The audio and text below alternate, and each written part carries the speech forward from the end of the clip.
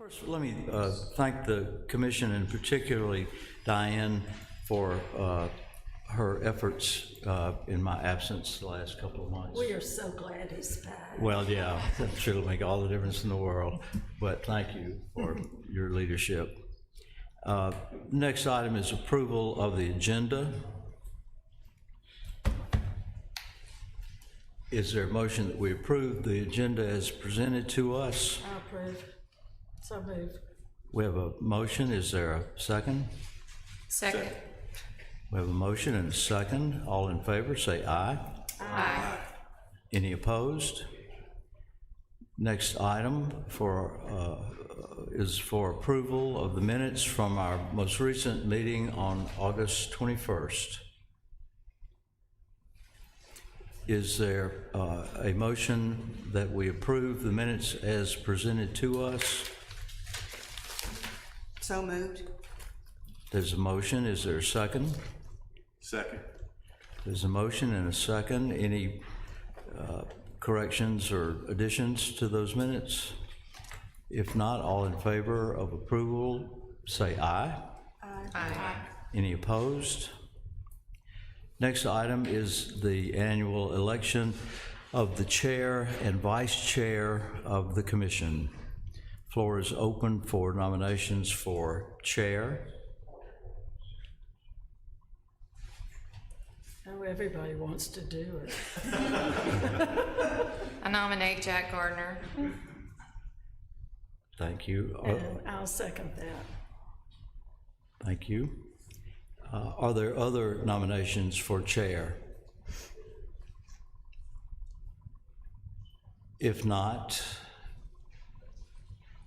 what's the verbiage? If not, all in favor of the nominee signify by saying aye, please. Aye. Any opposed? Now to elect the vice chair of the commission. The floor is open for nominations for vice chair. I'd like to nominate Diane Scruggs, if she would accept. She does such a good job. Is there a second to that nomination? Second it. Are there other nominations for vice chair? If not, all in favor of electing Diane Scruggs as vice chair, say aye. Aye. Any opposed? Congratulations. And same to you. Thank you. Thank you very much. Thank you very much. Thank you very much. Now, staff report. Well, I have a brief update on an item of interest to the commission. Periodically, we update y'all on the Theora Hamlet House, which has been before this commission. I do want to make you aware that there is a contract in place for that home. It's currently in a due diligence period, and I believe it's there is some time associated with that, maybe through the end of the year.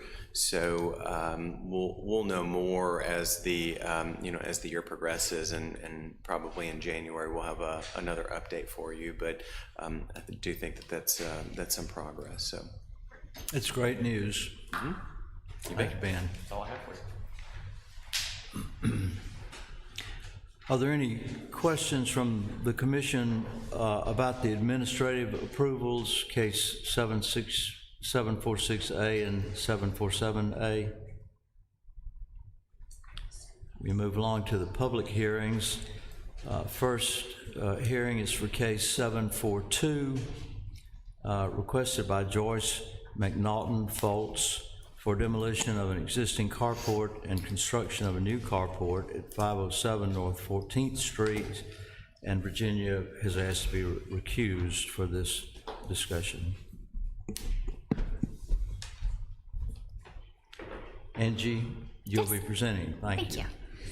Okay, so the applicant seeks approval to demolish an existing garage and to build the garage on a newly poured foundation using salvaged materials. Additionally, the applicant seeks approval for the option of a garage door for the rebuilt structure. The outbuilding is located at 507 North 14th Street. It's a one-story, one-bay garage with a one-bay shed addition. The circa 1945 structure features a gabled roof with asphalt shingles and novelty siding.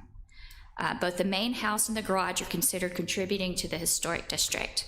And this site is probably familiar to several of the commissioners present here. In the April 2021 Historic Preservation Commission voted to initiate demolition by neglect proceedings in an attempt to preserve the garage which had fallen into disrepair.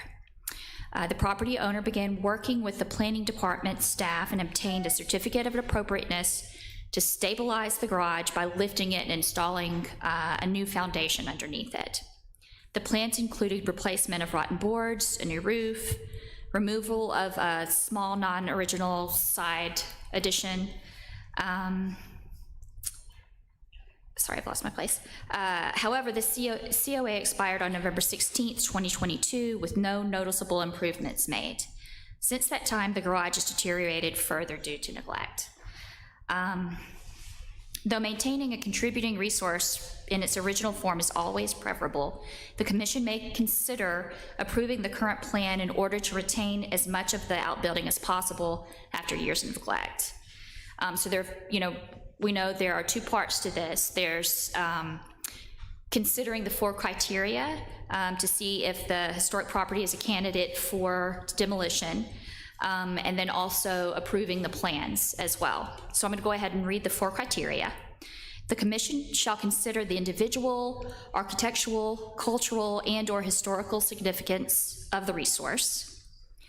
Number 2 is the commission shall consider the importance or contribution of the resource to the architectural character of the district. 3 is the commission shall consider the importance or contribution of the resource to the neighboring property values. And the final one is the commission shall consider the difficulty or impossibility of reproducing such a resource because of its texture, design, material, or detail. So the current applicant requests approval to disassemble the building and rebuild it in the same style, utilizing the salvaged materials from the original structure and new materials as needed. The roof of the new construction will match the original in slope and overhang and will be covered with new asphalt shingles. Salvaged wood siding will be reattached and painted to prevent further rot. New wood siding will be added when necessary and painted to match existing in profile and reveal. So the opening for the rebuilt structure will be identical to the existing. A side storage room will be included in the new design, but will recess back from the front elevation. Before rebuilding the garage, the applicant will install a cement pad foundation that will prevent further wood rot. Although the new garage will be on the same site as the original, the new building will shift slightly away from the property line so it falls within the proper setbacks. As it sits now, it juts over a little bit into the setback lines. The applicant has added separate requests for the option of a garage door for safety and to secure their property. The proposed door is a roll-up style that would fit inside the existing opening without modification to the original design. Though the original structure doesn't have a garage door, the guidelines recognize that a historic garage may be inadequate for today's multi-car modern family, but it can be sensitively and adaptively rehabilitated. So the staff recommends the commission must consider the criteria for demolition as if the proposed plan is accepted, given the state of the existing outbuilding and the need for its repair. If the commission finds the demolition of the outbuilding is acceptable, staff appreciates the applicant's attempt to reuse the original materials in their original application and finds that rebuilding the existing building is preferable to demolition and totally new construction. Additionally, should the commission approve the request for demolition and reconstruction of the existing garage, staff recommends approval of the garage door option as well. And I think Jonathan Maddox is here if you'll have any questions about the new, or the old design rather. The new old design. So I don't think it makes any difference. Thank you, Angie. Jonathan, welcome. Good evening. I will say that since the commission has heard this, Mrs. McNaughton, who'd begun to do some work on the garage, her husband became ill and he subsequently has passed away. So that was a setback for them. She lives in another state, and so that was priority for them for now. So we've gotten this back on the table and we're trying to take care of it. As Angie said, we're really trying to build it back new, just as it was. It had a dirt floor. Framing doesn't last very long in dirt, so it's kind of gone as far as it can go. But we're going to reuse what we can, and I think will look as good as it did when it was first built. Thank you. Garages like this were so prevalent, and we've all seen them all our lives. So I think it's great that the homeowner is doing the right thing by it, and we appreciate that. Commissioners, now is an opportunity to ask Jonathan any questions you might have about the new construction. As Angie said, we will address it in 2 steps here. We will be asked to consider the demolition of the existing structure as one vote. And if we approve the demolition, then we'll have another vote to approve the new construction. There is a driveway shown on the plan that wasn't mentioned in the comments. I think that was on there, but and it has a gravel driveway now, which isn't permitted in town, so we would be putting in a paved driveway to it as well. Looks like you'll be good on coverage. Yes, yeah, it's a small house and a generous lot. So the structure will be lifted as it can be, disassembled, Yeah. demolished, We're for I gonna guess our terminology. save what we can. With new concrete footings, adjustment to fit on the property better. Correct. And then rebuilt using original materials as much as possible. Yeah, I mean, a lot of it's rotten, especially in the wall framing, but there's some roof framing that's there. And the siding in particular is what we think we can salvage a lot of, and that will be the exterior cladding, so it's what's going to be visible to the streets. So we'd like to use that to maintain that integrity. Again, 2 steps here. The first one is to consider approval of the demolition. And Angie has read the 4 criteria that we paid close attention to before we make a decision about any demolition.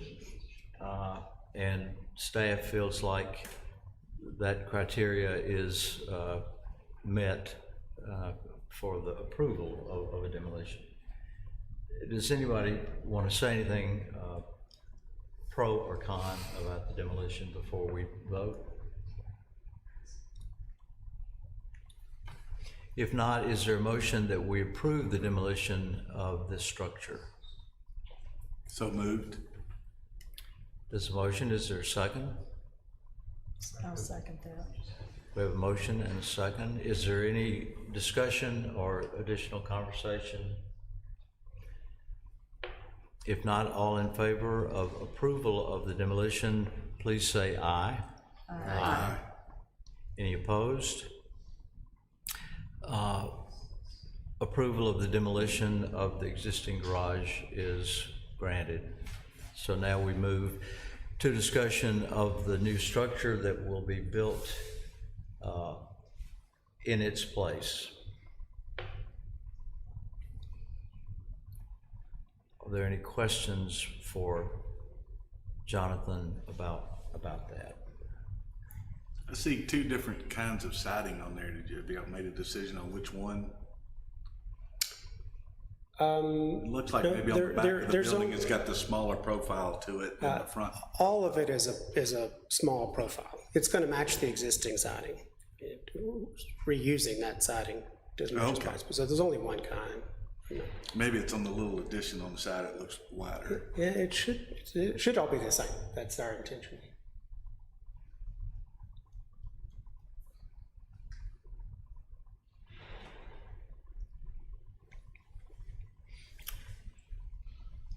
think that signage and you could be found in there. Yeah. With the understanding that the new construction will include any of the original components that are not rotten and are usable, and with the satisfactory answer of Luke's question, is there a motion that we approve the plans for the new structure? And I so move.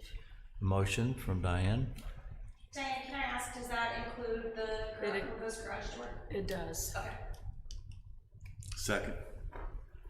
Motion and a second. Any other discussion or comments? If not, all in favor of approving signify by saying aye. Aye. Any opposed? The case is approved. Thank you. Jonathan. And if somebody would tell Virginia that there. No, yeah. Okay, sounds good. I wasn't reading up anything about it. I don't remember. The next case on the agenda, case 744, has been postponed, which takes us to case 745, COA requested by Timothy Garner for additions and modifications to the existing building at 433A North 15th Street, period.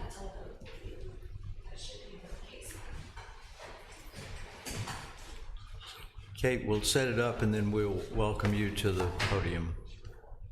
Okay, so this is a continuation of a case that we heard last month at 433 North 15th Street, which was tabled at that hearing. After extensive review and comment by the commission, you'll recall that the demolition of the existing rear outbuilding on the property was approved for demolition at that meeting and is not a part of this request. The plans have changed slightly since the previous hearing. Changes include raising the existing roof pitch from a 612 to an 812 to gain 2 additional feet, making the renovated structure, if approved, 20 foot 8 inches in height, where the previously considered application proposed a 24 foot 8 inch height to the roof line. So that's about 2 feet taller than what's there now. The request to raise the roof line conflicts with the recommendations of the Oxford Design Guidelines as outlined in the previous staff report for the case.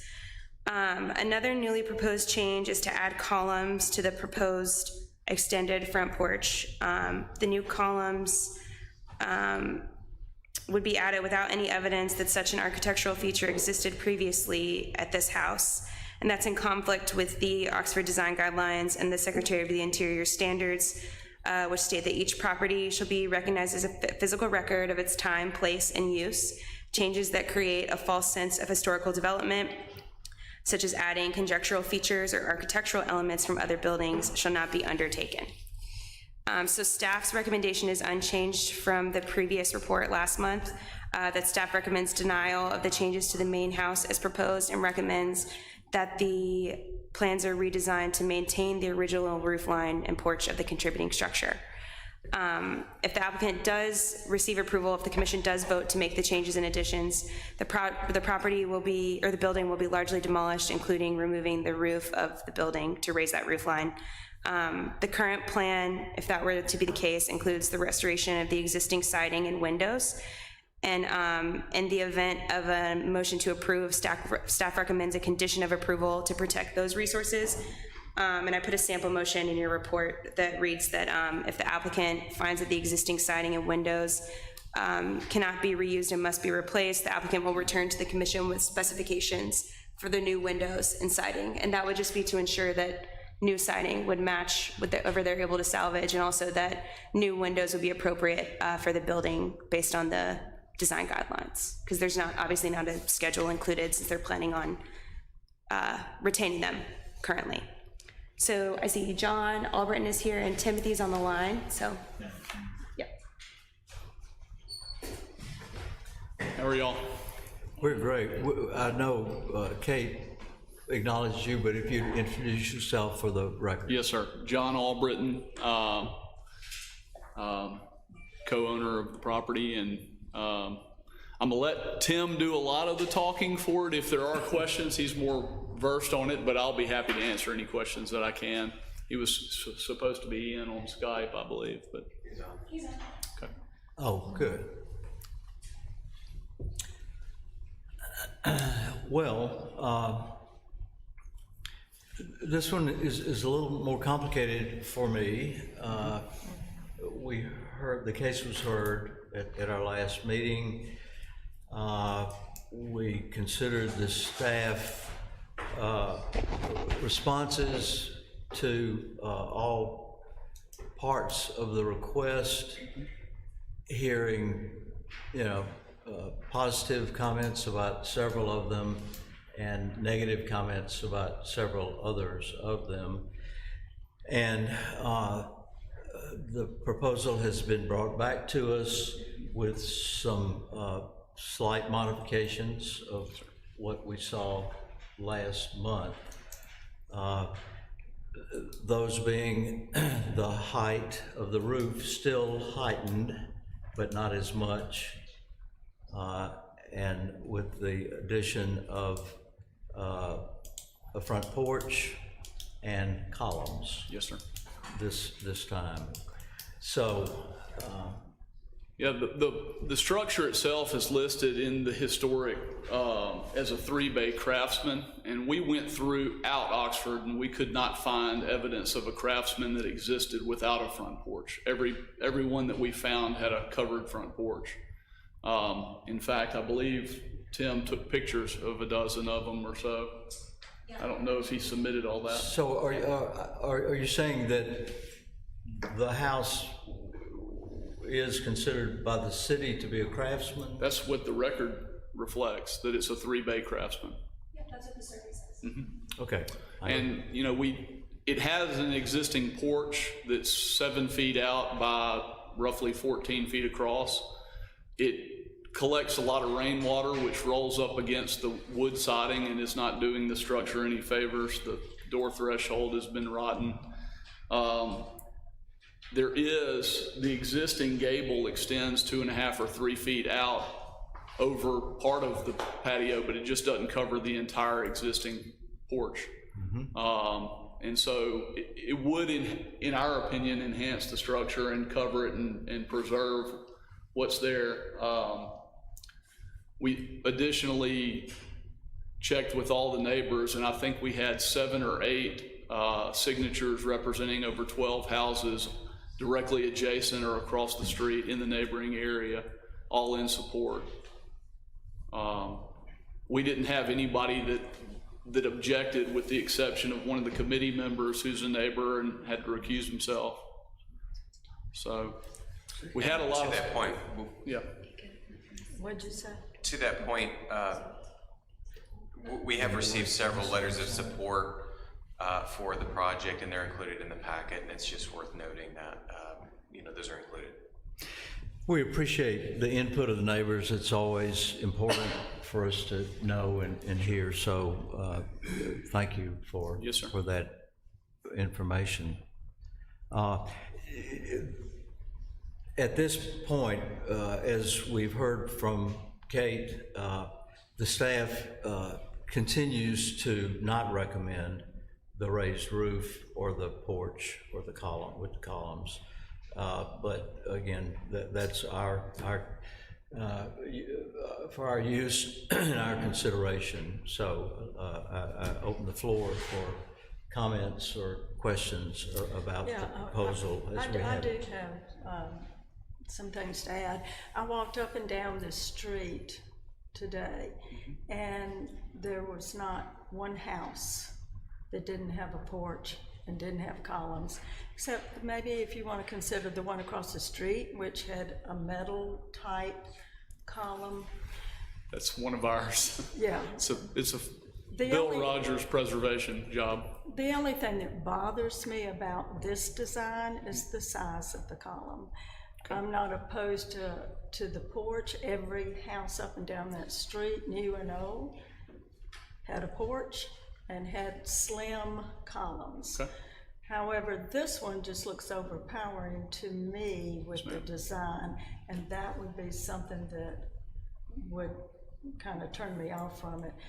I did notice that the brick underneath these, where the steps are, that's painted right now, sort of like a gray, dark gray, but some of it had peeled away, and you could see that it was a red brick originally. So I assume that's why you came up with that red design there. But like I said, on that street, there wasn't a single house that didn't have a porch or columns. They just weren't overpowering. And we beefed that up to make it look more like the craftsman style as it was recorded in the land record, but we're not married to that. We would gladly reduce the size of them if that met with y'all's approval.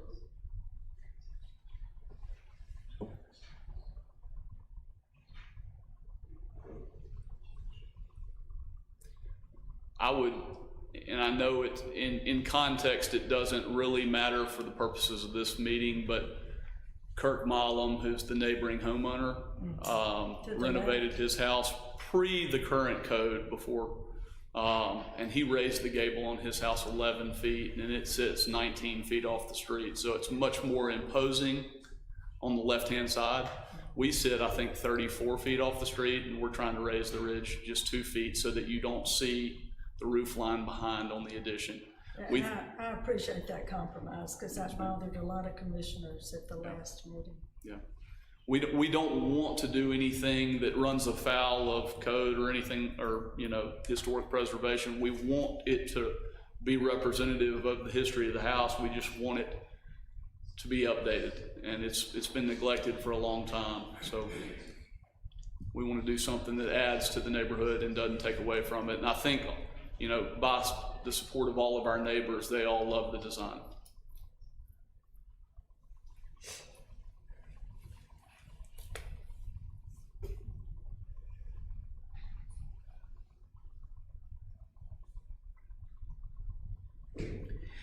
I'm a little bit confused, and Kate, you and or Ben could help me with a statement that I really liked in your comments, that it's not your statement, it's lifted maybe from the Department of the Interior, that each property shall be recognized as a physical record of its time, place, and use. Changes that create a false sense of historical development, such as adding conjectural or architectural elements from other buildings, shall not be undertaken.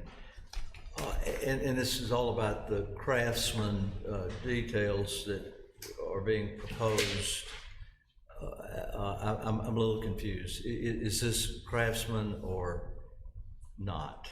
I think it's a vernacular house. Not every craftsman house is gonna have every detail of a craftsman structure. And I appreciate that you guys took the time to look at the neighborhood and all that, but the fact is that this is just a more stripped down version. So even if you're dressing it up in its same style, unless there's like shadowing or evidence of a porch that was there previously, you're still adding an element that didn't exist to the house. And you know, there are several considerations when you're developing a property. Historic preservation is not the only one. Sure. But that is just against one of the main recommendations of the Secretary of the Interior, and those are a part of our adopted guidelines. So that's why staff recommends denial. Basically making the house into something that it was never. Right. Thank you. And there are cases where you begin demolition on a property and you find evidence that maybe there was a porch and it was removed, or you find a historical photo or something like that, but that doesn't, I wasn't able to find any old photos of the house, and that doesn't appear to be the case here. Yeah. That leaves out the possibility that when you start demolition, you find something. Sure, and I wouldn't venture to guess what was or wasn't there, but the porch certainly 7 by 14 is old. They definitely recorded And the it- bottom part though, right? And expanded it. I don't believe so.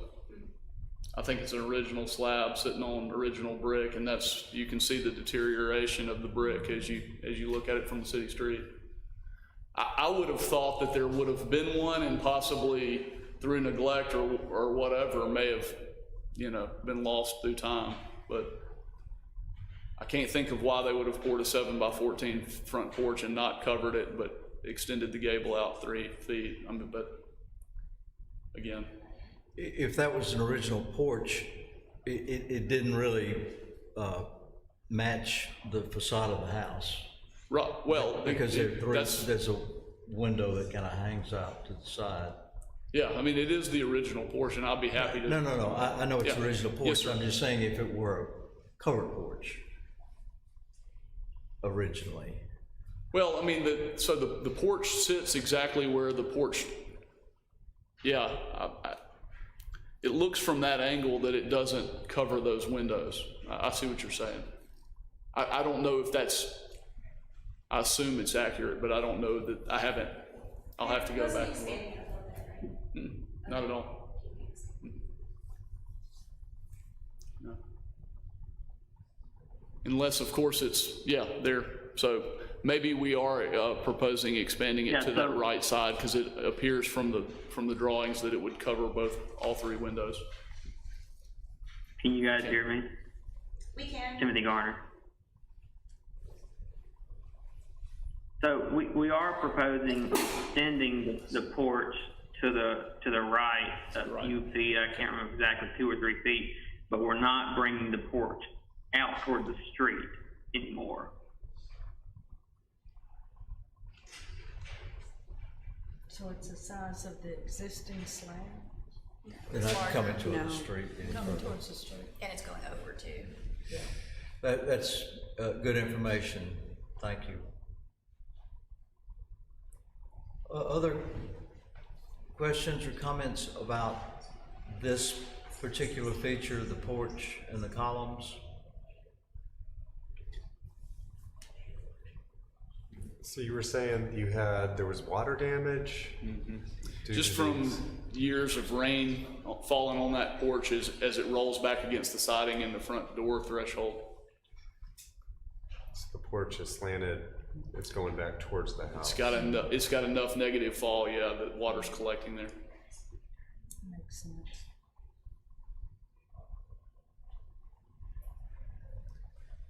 I mean, if we're not gonna be permitted to add the porch, then it would do the house better just to remove the whole front porch.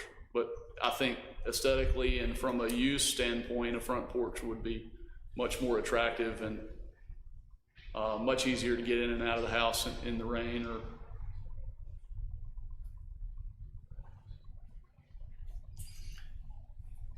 Any other questions about the porch? Comments? So is the question, because there really isn't a front porch like the existing house, is it something that you need to try to save because there's not another example of that? Or is it, I mean, it is nice to have a front porch where people can sit and visit with their neighbors and, you know, use the front porch. That existing front porch, it's not really usable. Good point. Let's talk about the height of the roof issue. And I guess part of that conversation would relate to the porch. Is the increased roof height a necessary component of the porch roof? I don't believe so. The intent is to, I believe, cover the back addition so that you don't see a camelback or a raised ridge above the roof line. Okay. Tim, please correct me if I'm misspeaking, but I think that's accurate. No, that's correct, and we added a bedroom and bathroom up there as well. You know, we were kind of maxing out our footprint on the lot, so we essentially had to go up, and we limited the amount of height. I mean, you know, we kept it as short as possible without having to add a camelback. I mean, there's a house across the street that has a camelback that's currently on the market right now that I think's been on the market for a while, and in my opinion, it's just not very attractive. And with you know, the low profile that this house already is, I think a Camelback would just not add any significant detail or attractiveness to this structure. So that's why we just raised the roof 2 feet. And it also helps with our pitch on the addition. I think we only have a 6/12 pitch on the addition also, which ties directly into the existing gable, quote unquote. Would the staff want to elaborate at all on their opinions about the roof being raised and how the guidelines are challenged by that? Sure. The guidelines recommend, let me find this part of my report. The guidelines recommend adding on to a house if necessary in a way that you're doing so without greatly affecting the primary facade, right? It recommends a side or rear addition when possible. So to me, raising the roof line is a change to the entire, all the facades of the house. And then it says new addition should be reversible without significant damage to the historic building. Addition should be clearly identifiable as such. Not recommended attaching new additions that the character defining features of the historic building are obscured, damaged, or destroyed. So that's sort of up to the commission, I guess, if the roof line is a character defining feature of the building. But it makes you unable to read the evolution of the building over time in a way that maybe a side or a rear addition would be identifiable as an addition. So that's how staff came to that conclusion. That's helpful, thank you.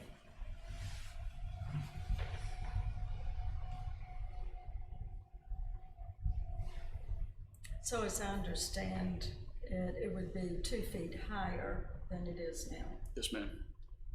And how far away are you from the street? 23 feet. Tim, is that accurate? Give or take, there should be a measurement on there. I may have that reversed. It may, 35 feet, give or take, from the edge of the porch. 35 feet. So, and both Joel's house to the right, which is right on the street, and then Kirk Mullins is 19 feet off and significantly taller with the addition of his gable. Again, that was prior to the current code, but worth noting in our case, I feel.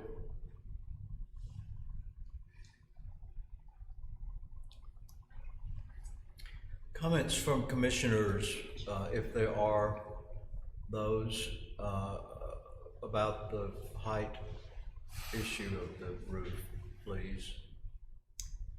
I don't think my stance has changed since last time. I wish we had the option of the Camelback that we discussed. I know Timothy said it wasn't appealing to him, but it would have been nice to have seen that option so we could have kept the existing roof line. And I also think that porch is very, it's very specific. It doesn't exist anywhere else, so I think adding that front porch completely changes the characteristic of a contributing house in the historic district. Thank you.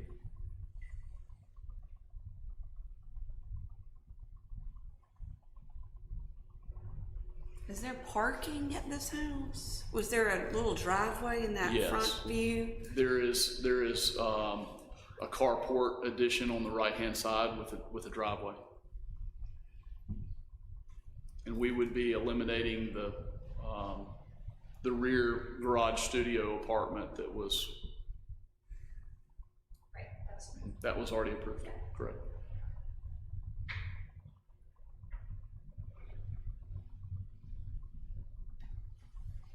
And is the carport, we can't tell by looking at a flat elevation, is it located to the rear of the house? No, sir, it's directly alongside the house, and so there is rear backyard space behind it. see it there. Middle of the house. Okay.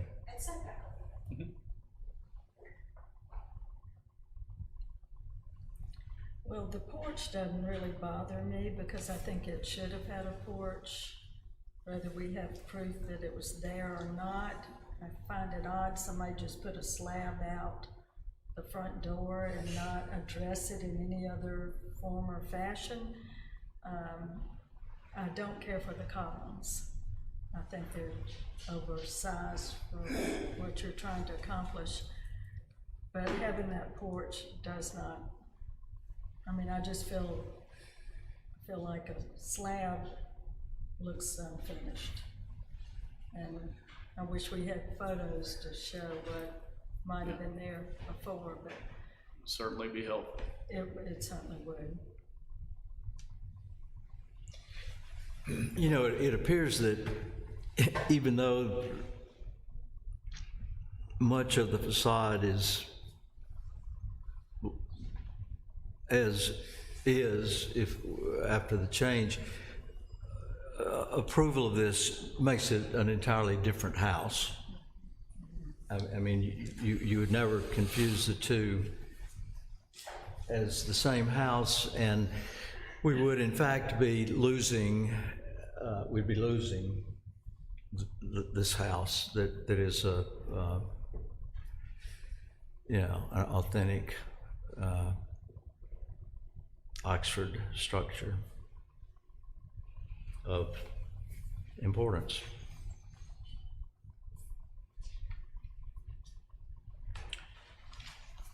Any other comments? I have to kind of concur with Diane. I don't see how anybody would build a house like that with the front porch that didn't make sense. Part of the way through the window, nothing covered. Obviously, something has to be done to the porch because it's gonna tear the house apart eventually with erosion, but it just doesn't look right with not being covered. It's either the porch concrete has been added onto or a roof has been taken off of it. Or they added a third window. Good, well, then then it wouldn't have fit the original gable over the roof. over Well, the that's windows. right, yeah, absolutely.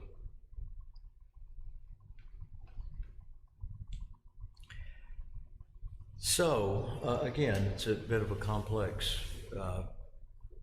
case, but if there are no more questions or comments about these things, particularly the porch,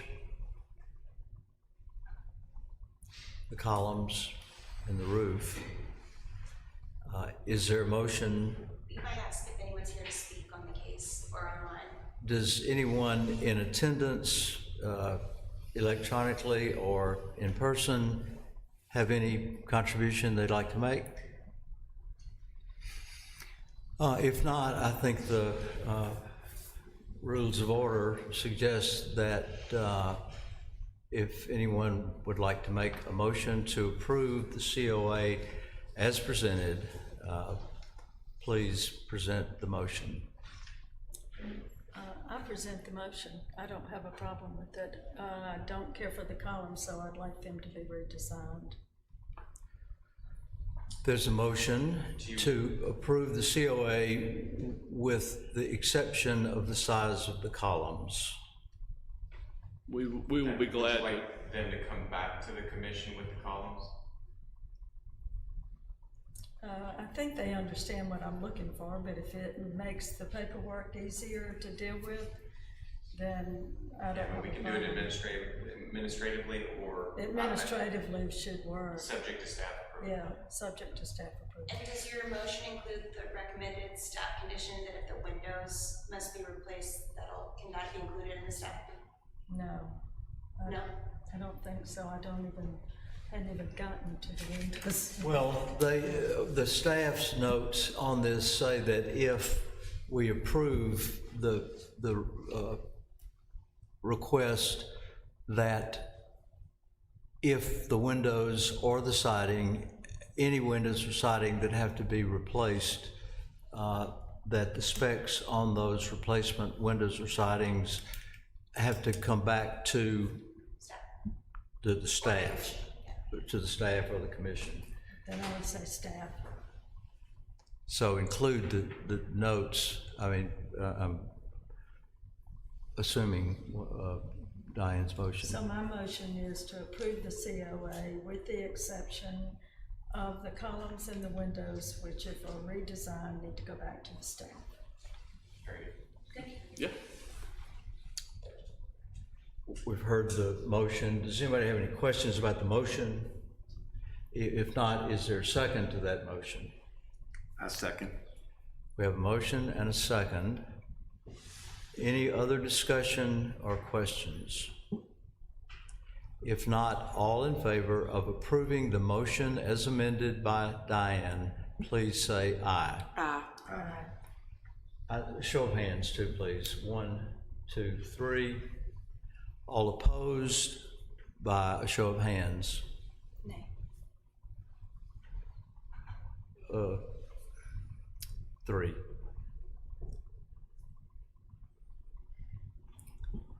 Do we go into overtime? No, that's. Yeah. Yeah. Thank you for your time. I appreciate it. And I guess we will appeal. Is that the next step? We can get with you on that. Okay. All right. Thank you. Thank you, John. Thank you.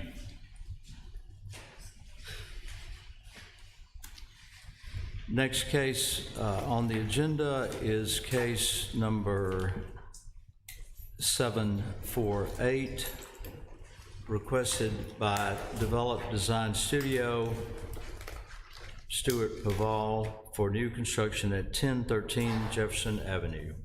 Okay, so this is a case for new construction at the vacant, oh, sorry. Oh, right, sorry. I'll let her get out. Thanks, Rachel.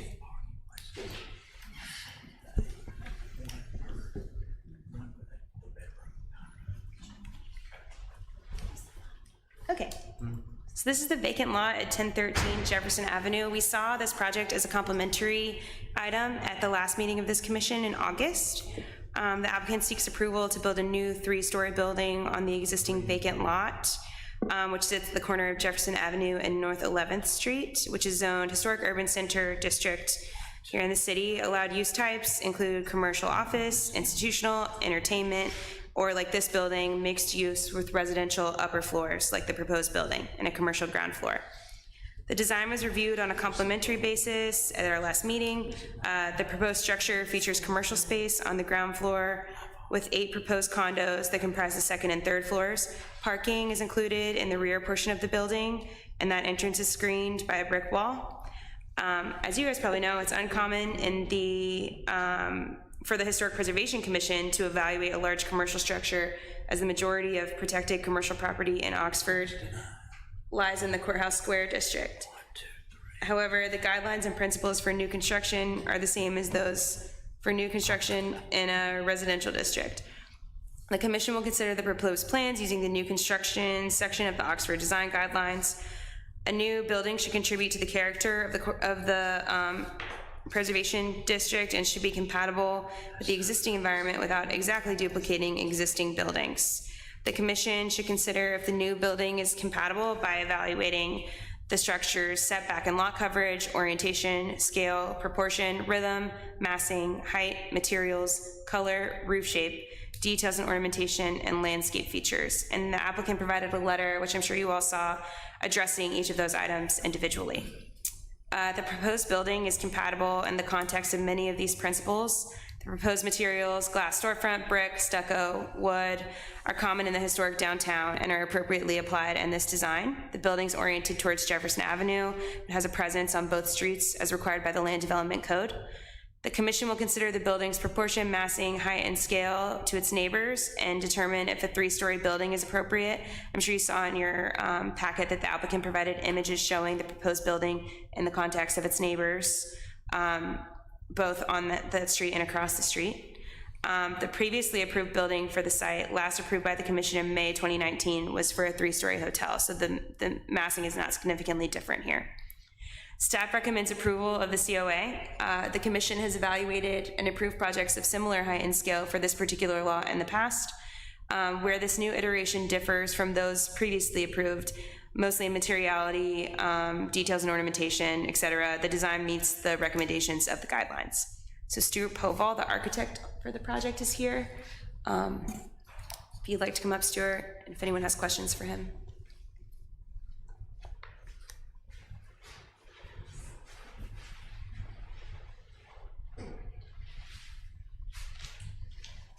All right, hey y'all, I'm Stuart Paval, the architect with Develop Design Studio on the job. I won't sit here and read through the letter, I'm sure y'all all read it, so I'm just here to answer any questions you might have.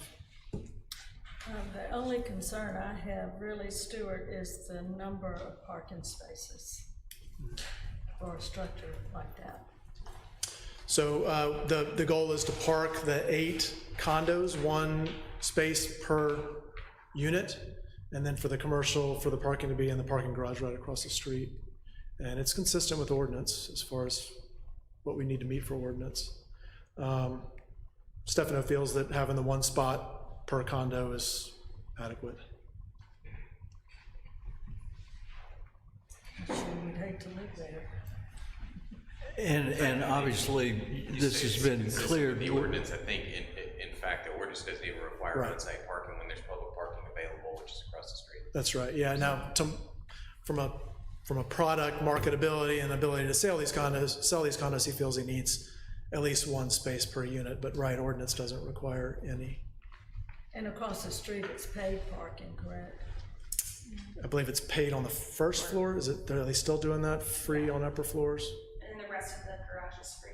And then other surface is permanent, or I think. Yeah. And this is in compliance with planning, with the city ordinances for parking spaces per bedroom or unit? Yeah, for this zoning district, I mean, it's zoned just like where we're sitting right now. Yeah. So in the historic urban zone. Yeah, okay.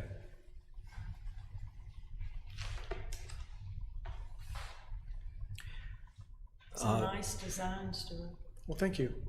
As we all know, we had a preliminary viewing of this proposal at the last meeting, a complimentary review, opportunity for comments and questions tonight. That opportunity exists again. Any questions or comments anybody, any commissioner would have? And I will give, I recognize people visiting that are neighbors, and you will be given an opportunity to speak to if you'd like before we vote.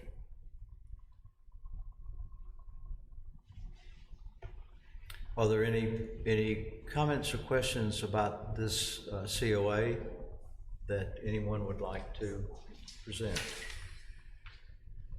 No, I think I addressed this last month with the size of the building and the number of occupants, the house directly behind it for lighting and noise and things like that. Have you reached out to those neighbors? We have. Stefano said he's talked with Rachel, who's owner right next door, with, and I forget his name, and I apologize, to the north. Jim Hendricks, thank you. Yeah, that was the house that I wondered about. Right, and to Oxford Floral, and he said that no real pushback, that Jim Hendricks was the same concerns of just screening. We've introduced a wall back there that will be tall enough to cover headlights and fronts of cars, and then beyond that, the same screening of arborvitae that seemed to make him happy, I think, on the last application. So Stefano has said that indication is he feels like he can work again with this one. And to be clear, this will still have to go through a site plan process. It will require a planning commission hearing too. So fully developed plans will be available at that time, which would include a landscaping plan that would address many of those comments, and then an opportunity to speak will be available at that time as well. Yeah, I think, yeah, so the executive summary to that is Stefano owner intends fully to work with Mr. Hendricks again. So what is it that we're approving then? Just the look of the building and the, Correct, the design. and then how it fits in with the neighborhood? And if in the site plan process substantial changes were needed, it would return, we would have it come back to the commission. It falls in one of the historical districts, and it's kind of near the square, so there needs to be acknowledgement of the historic square criteria as well as our criteria. And somewhere in the documents we've seen, for me, the resident passage was it needs to be a good neighbor to the residences and to the downtown area.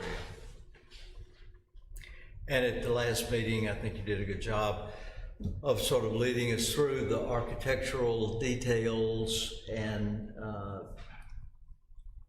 explaining and pointing out the attempt to meet all those goals. Thank you. And yeah, and I tried to lay it out in the letter as well. I mean, I'm happy to go through all of this, but I don't want to bore everybody rereading what they've probably already read. Do any other commissioners have any comments or questions about this facility? Does anyone in the audience have something they'd like to share with us? If so, please come forward to the podium and introduce yourself for the record.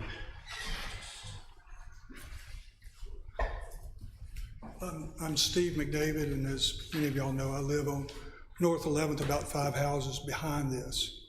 And so my main concern is traffic. Okay, first off, I'd start off by saying, y'all are the Historic Preservation District focused on the residential area of the downtown area. I mean, in your charter, it's focused on the historical residential area. So I think we need to look at this as how do we protect the residential areas that abut the square. That's the main concern here. Okay, so those of y'all who know North 11th Street know that it is a very narrow street. Okay, it has an exit on Adams, which is even narrower, and then an exit on Washington, which is even narrower going back to North Lamar. Right now we have Oxford Floral Commercial on one side of North 11th with a substantial number of delivery vans that are coming up and down the street regularly. Those at least are small vans, you know.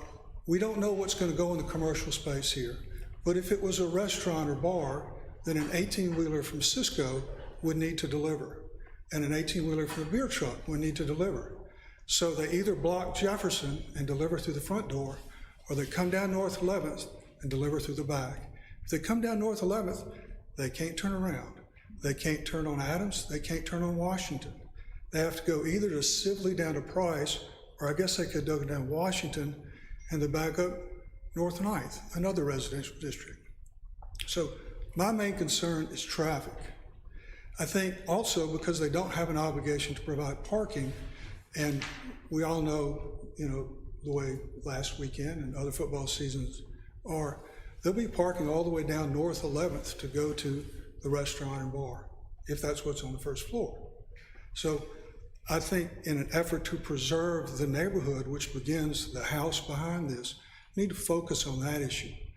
I have one suggestion, and that is that the parking do like Oxford Floral and be in front of the building, coming off of Jefferson, and then if there's a truck, it would pull in and it would pull out back on Jefferson, the heavily traveled street. I think that's the solution. I'd also point out that this building is 4 feet from the property line towards the street. Okay, even the city parking garage is about 20 feet off the street. This is like being in the place down where the old ice house was. We now have the 3 condos down there. You know, it's right on the street. Isom House is 70 feet off the street at least. Okay, so its neighbors are Oxford Floral with parking in the front, and Isom House 70 feet back, and this is going to be 4 feet from the sidewalk. This does not go with any of the houses around it, which are residential. And if you cross the street to the downtown district, then you do have big, large buildings. I don't disagree with, look across the street, there's a parking garage, which we didn't really like, but anyway. So I would suggest that you ask them to move the building to the back, the parking to the front. If that doesn't work, I would ask that you recommend to the city, because I don't think y'all have the power, to close off the commercial district at the end of the commercial district. Make it a dead-end street. So the trucks pull in, they pull out North 11th. Residences come in through Adams and Madison, and they pull out that way. So either push the building back or recommend you cut off the street, would be my recommendation. Thank you. Thank you. Stuart, I think you're the one to respond to those questions.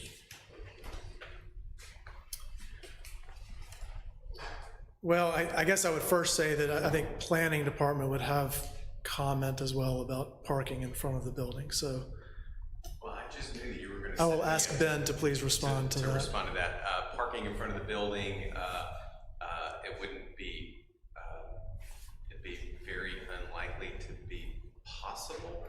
The building, there's a build-to line for the historic urban center that's as close as you can build it right up to the property line, as far back as 15 feet. So, so that being said, the only way that you could potentially have parking in front would be if it was parallel parking, a parallel parking condition, and I even think that that would be difficult at best. And I don't even know that it's desirable from a historic urban center design standpoint. This property's been zoned for consistent with the zoning now for many years, and that's one of the elements of it is you have you have rubs like this, and there's always going to be commercial properties that are adjacent to the residential districts in a historic context, like in an urban center context like the square is. And there is a transition area, and I think that they've done a nice job of transitioning down from the rear of that property. As to the uses and things like that, those are things that are, again, evaluated by the Land Development Code, not things that are necessarily considered by the Historic Preservation Commission. And, you know, based on what the Land Development Code states, those uses, whether they're allowed by permitted use or by conditional use or special exception, you know, they have a right to propose those uses and have to go through the process accordingly. And we're not there yet. At this time, we don't know what the uses are. We don't know if it would be a retail, commercial, service-based, office. We've asked those questions, but I don't know that that has been determined at this time. It's also not uncommon for delivery trucks. I mean, yes, a semi-trailer, I think,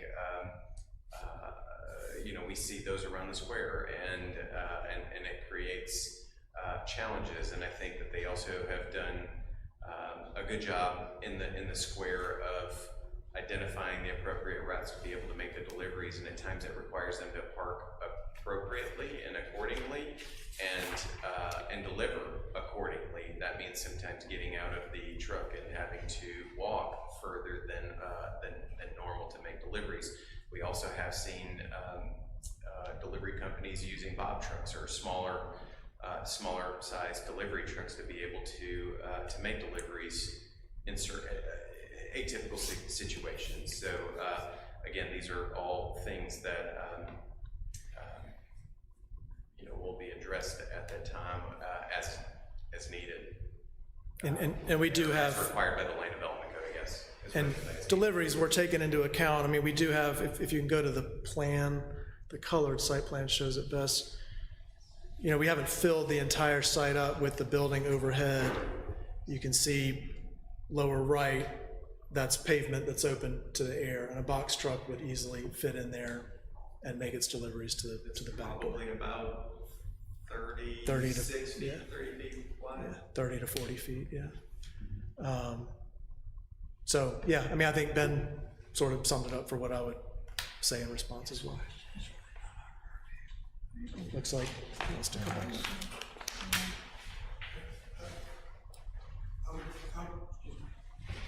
just go back to the purpose of the Historic Preservation Commission, and that's to preserve the nature of the neighborhood.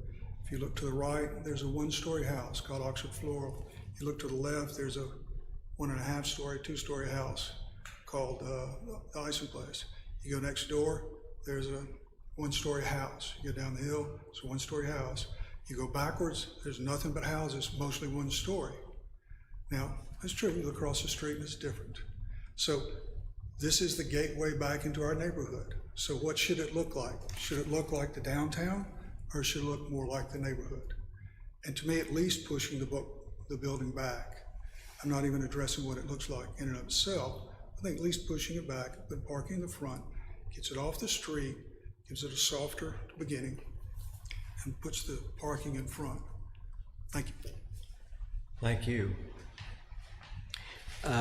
We appreciate the, oh, yes, ma'am. Please introduce yourself for us. Hey, I'm Alan Alexander. I live on North 11th.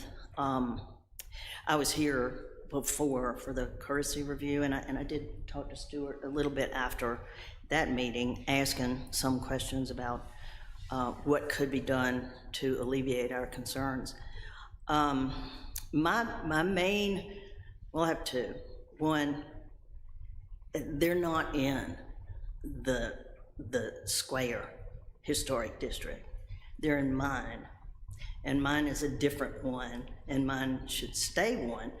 And you know, maybe I've just been here too long, because I remember the adorable house that got torn down, and I know that was not Stefano's fault, but I can't get over moving from that to this huge building that's gonna throw, honestly, I think it's gonna feel like Jackson Avenue down there, where they put those huge condos up there. We already have little dark alleys that we have to go through in Oxford to get places, and it just sort of bothers me that that's gonna be on my street. But more than that, I think, is the traffic. We have a lot of people use our street as a flow through. I always use 9th because 11th is just so hard to get down, honestly. But I have asked the city over and over for speed humps on our street because we have a problem with that. And I've been told over and over, no, we don't like to do that. Well, you know, they have them on South 11th, they have them on North 14th, they have them everywhere but on our street, where we've got to deal directly with commercial traffic. So I had asked Stuart, and I don't know if it's possible or not, I'm not an architect, but whether there was a way to move the entrance off of North 11th and maybe have it go by the building so that the people who are going to be living there can still park in the back, but they're not having to enter and exit off of North 11th. I think one of the big problems here is it's a really bad place to put something because it's so dangerous with all the school traffic and that hill, and it's become so much more busier with the parking lot that it's a big deal, and I know that they should not be hampered in using their property to whatever extent is allowed under zoning and everything else. I just don't, and I don't claim to know what the zoning is. All I know is we already have a problem with traffic, and I think it's gonna be worse.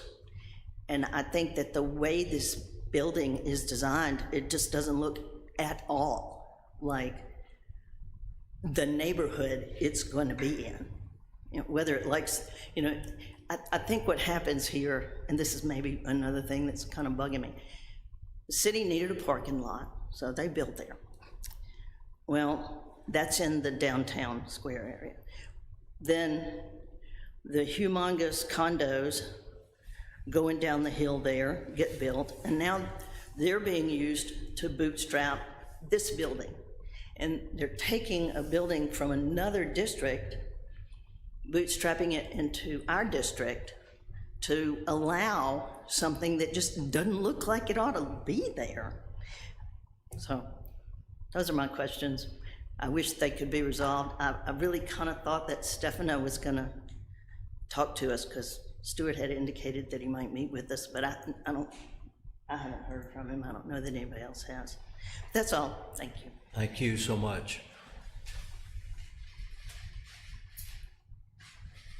I guess the responses for me would be that I do recognize this is in the Neighborhood Historic Commission, and I do recognize that it's on the edge of historic single-family neighborhood, but Jefferson itself really functions as a commercial street. And, you know, we've got across Lamar, you've got the Graduate, you know, now the parking garage. I mean, it really is commercial, even though it's before you all, as Kate said, to review. So we really, I mean, in our letter, we laid it out as this is a commercial building on a largely commercial street, and we're trying to work with that context. So, and as far as being, you know, the entry and the exit, I do want to point out, for what it's worth, that the driveway on 11th is really, aside from an occasional box truck that may park there, which I honestly don't anticipate. I'll come back to that in a second. These are this is condo parking. You know, this is not whatever goes in there. It's not the commercial parking. So it's not going to be an extremely busy driveway in and out. And if I were a condo owner there, I would most likely be going to Jefferson to hit the larger road and make my way to where I'm going. And as far as the use, yeah, I mean, it is a speculative commercial space. We are not planning any sort of mechanical chases and systems through the building that would indicate a restaurant at this point. Now, I can't tell you what it's going to be. I don't think Stefano can tell you either. But I'll put it this way, if he came to me and said a restaurant is considering this space, should I be concerned about that with high-end condos above? I would say, yes, you should. You know, the smells of restaurant to residences above should be thought carefully through. But anyway, that's it. You know, other than that, I would just say, yeah, you know, it's a historic commission, and I think that traffic and concerns like that are going to have more opportunity to voice themselves in the planning commission review that is upcoming. Thank you. Thank you. Are there questions or comments from any commissioner, additional questions or comments from any commissioner to Stuart? No, but I will address Steve. I understand your interest and concerns over a 18-wheeler going down your street. I don't know how it could, because parking is usually on one side of the street as well. I don't know how one could get down there. I have a hard time on the other side, South 11th, just a car, because everybody parks on the street. And I appreciate your concern, but that's not something that this commission should address. That goes to the planning board. That's your avenue there and not here, I think. And you are correct. We are putting something in your neighborhood, or we are considering putting something in your neighborhood that you should be concerned about, and we do appreciate you being here. But a lot of your concerns need to go to another board, another commission, and not this one. But that doesn't mean we don't have sympathy or empathy to what you feel like you are concerned about. I still don't know how an 18-wheeler would get down there if there was a restaurant in there, really don't. But I understand, because we all work around these little streets, and it's difficult at best. And I agree with what Diane is saying. I get it. I understand your concern, but that's your particularly the traffic concerns is really not our purview. I mean, we're not charged with approving or disapproving things that are related to that. I appreciate you coming and understand exactly what you're saying. Just an observation, the fact that there are going to be 8 condos, and I would imagine 8 pretty expensive condos, and each one gets 1 parking place. As far as parking traffic, that parking traffic, 8 places, I mean, I would guess Oxford Floral probably has more than 8 places where customers are coming and going. So it's a relatively few number of actual parking places, and the option or the possibility of a restaurant, I know is real, but you know, I respect what Stuart says, that the building is not really being designed to accommodate that. Yeah, and I do want to, I don't want to, if one does come down the road, you know, someone to say, well, you told us, I promised. We don't really know what's going on in there, but for right now, I can't say the plans are not for there to be a restaurant, or for there not to be a restaurant. Thank you. Anything else from anyone? So really, if the parking is not something, or the traffic is not something we can consider, it really is just the mass of the building and how close it is to the street. Yeah. And I think we're all probably familiar with the structure that was approved by this commission a number of times. Once a year, it would come to us, and it was a hotel with much more activity and moving parts than this. And I know that is not part of our consideration, but I just mentioned that as a fact. seems like if this building was on the other side of the road, it would be a lot easier to say yes. And if it's because it's on the neighborhood side, more, seems like. Yeah, if it were on the other side, it would be before the courthouse square. Y'all wouldn't be Yeah, concerned. but it seems like it fits in on the other side, easily fits in on the other side. Well, if you're facing north on that street, you've got the large insurance building, and then Oxford Floral, and then this, and then a commercial residence, the Isom House. I'm not sure what goes on. So, yeah, it's not a traditional residential neighborhood. Is there a motion that we approve this COA as presented?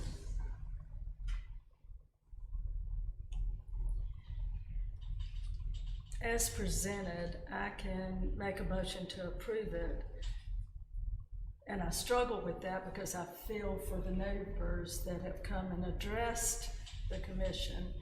But there again, I'm trying to separate that to know that that doesn't go before us. So as presented, I can make a motion to approve the COA.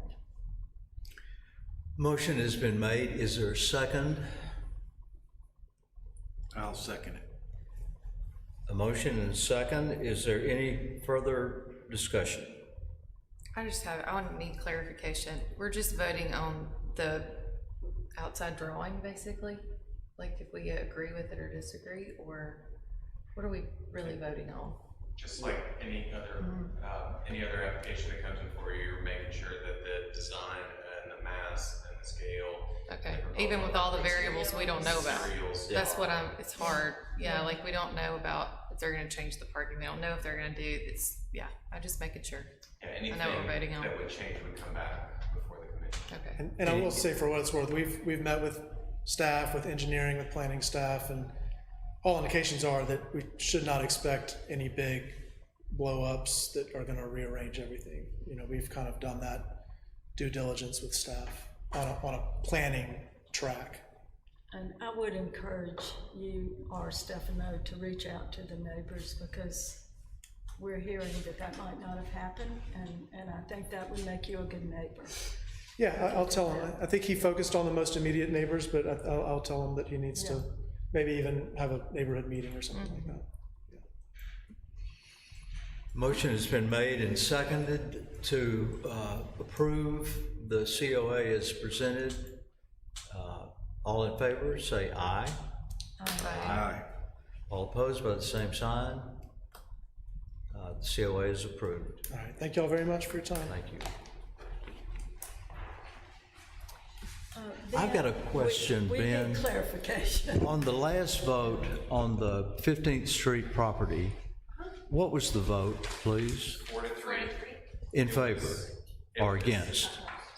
Against. And just for the, Motion was made to approve, and it was seconded, and there was High School, Scruggs, and West voted in support, okay.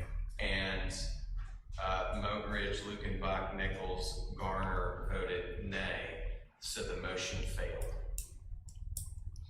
Good, thank you. I was, I We was thought it was turned around the other way. counted, and I just was not sure which way. We have the benefit of being able to see you all, so. Yeah, well, I realized we needed to show hands when it was split, but just needed a clarification on that. Thank you. That is the last case on our agenda. Is there any other business from anyone? If not, is there a motion that we adjourn? Oh, time out. Time out. There is. Okay, I believe we did a staff update that we received a grant from NDH to update the design guidelines. Mostly that's gonna be making them more visually easy to read for people. We're trying to make them more accessible to particularly property owners who, they're big unbroken blocks of text. But anyway, we received a matching grant totaling $15,000 from MDH for an update. And we put out an RFP, and that was scored, and we're gonna be working with Integrity Consultants, who, it's a local team headed up by Katrina Horman, who some of you might know, who used to work in this office. So we're gonna be, we're still waiting on the contract from MDH, so the process hasn't started yet, but it's gonna involve probably some meetings with you guys and a couple of town hall meetings to hear from you, the courthouse commission, and the public, and also design professionals, like what needs to be updated in the guidelines, what can we do to make them easier to use.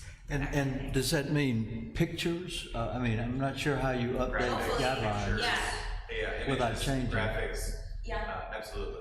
I Okay. think the content of them is Yeah. pretty good, but they're very Like hard to no, sort yes, through. kind of Yeah, images. so we wanted to be more visually Links to appealing. TikTok. Yeah. But as we've discussed in the past, there are a couple things like, we struggled with painted masonry, so the design guidelines say you're not supposed to paint masonry, but it doesn't necessarily address new construction, and the commission has, I think, voted in favor of painting masonry consistently. Yeah. So there's something there. There's also been the discussion about, the design guidelines address demolition, and we've seen a lot of requests related to, almost restoration by demolition, right? By removal, board by board, and we've had a lot of discussions about that. That might be something that we look to. So it's clarity. 40%. Clarity in verbiage primarily? And also, those guidelines were written quite a while ago, and, materials that are out there have changed since then too, for new construction and what's available and that Yeah. kind of thing, so. Well, that's good. That's a good So we're thing. gonna be working on that. You'll stay tuned on that. Is there a motion that we adjourn? Is there a second? Second. All in favor, say aye. Aye. We adjourn.